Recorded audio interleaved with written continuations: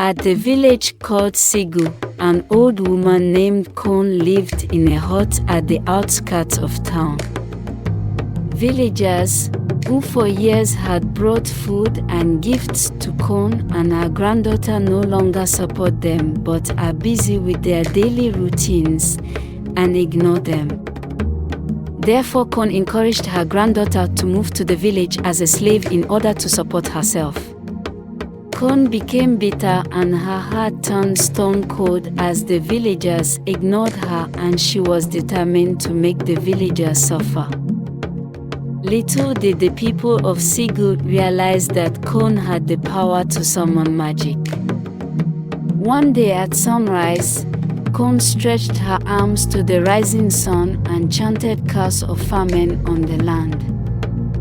At that moment, a ghost-like image of a buffalo appeared and pawed the ground.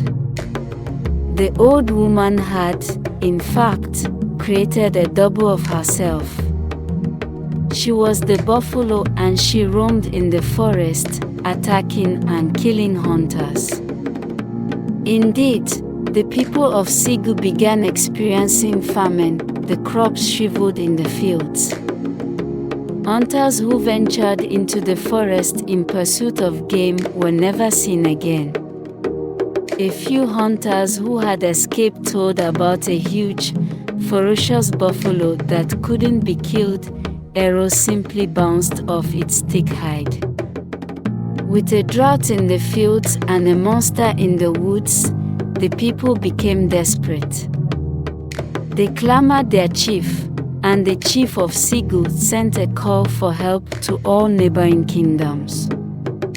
In a far-off village lived two brothers, Keroma and his younger brother Kankajan. They heard the plea for help and decided to go. Keroma and Kankajan's father discussed with his sons, first cracked a joke with the boys before giving them a grave warning about their journey, and the brothers listened intently.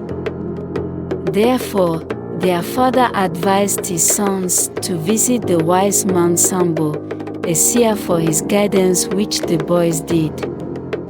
Keroma and Kankajan said farewell to their family and proceeded with their journey. The brothers went to see Sambo, who uses his divining tray as the brothers watch in anticipation and tell the men that the mission will be successful, but the brothers must repay him with the tail of the buffalo, which they agreed. So Keroma and Kankajan thanked the wise man Sambo and traveled to the village of Segou. On the outskirts of the village, they met a very old woman, Kon, lifting firewood, and they helped her with it. With Kon's magical powers, she knew that the two young men had come to kill the buffalo. The young men went to visit the chief of Segou. The people of Segou greeted them warmly and invited them to a welcome feast in their honor. After the feast, Keroma and Kankajan went back to Kon's hut, offering her gifts and items from the feast. Although Kon hesitated to collect the gift, but she did after the young men insisted. Afterwards, the brothers continued visiting Kon, brought her more gifts and helped Kon with chores, despite her initial protest. When it was time to leave, it was dark and they insisted on walking her back to her hut. She said to the men, "I know who you are, but you don't know who I am.